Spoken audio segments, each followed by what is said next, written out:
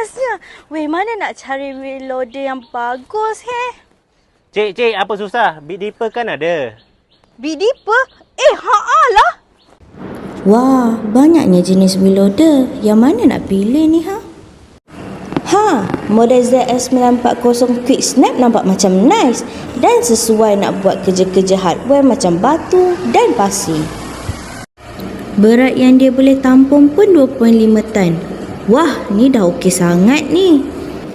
Bucket capacity dia pun 1.2 meter cube. Sangat besar. Engine power mesin ni pun 78 kilowatt.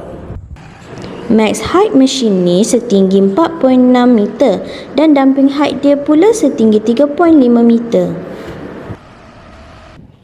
Nak duduk dalam ni pun sangat selesa.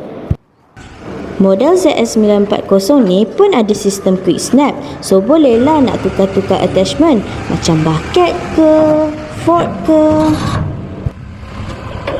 Okey cik, macam mana dengan mesin? Okey tak?